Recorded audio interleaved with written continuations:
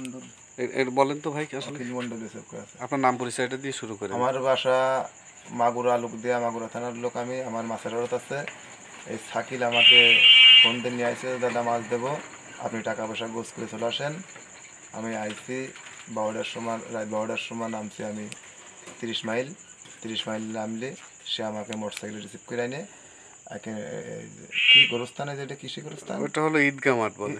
ঈদগাহ মাঠে সে আনে অনেক গাড়ি থামাই দিয়ে তার লোকজন ষড়যন্ত্র করে মারধর করে টাকা পয়সা 3 লাখ টাকা ছিল, টাকা পয়সা ফোন টোন সব তারা ছিনিয়ে নিয়ে চলে গেছে আমাদের দানের মধ্যে কবদে ফেলে দিয়ে। আচ্ছা আচ্ছা, আপনারা মানে কার কাছ থেকে মাছ নিতে আসছিলেন এই বিষয়ে কিছু জানেন কিনা? সাকিল ফোন দিয়ে নিয়ে আসে আমাদের। আচ্ছা আচ্ছা, ওই আর কি মাধ্যম আর কি। হ্যাঁ, ওই মাধ্যম, তাছাড়া তো আমি কাউকে চিনি না। আচ্ছা আচ্ছা, ওই আমাদের নিয়ে আসে। সে কতদিন ধরে আপনার সাথে ওর পরিচয়? সে আমার পরিচয় প্রায় বছরখানেক ধরে পরিচয়। আচ্ছা আচ্ছা, কিন্তু যে সে এই কাজটা কেন করলাম এটাই বুঝলাম না। সে আমাদের ফোন দিয়ে টাকা পয়সা এনে লুট করে নিয়ে গেল এবং কোপ দিল, মারল।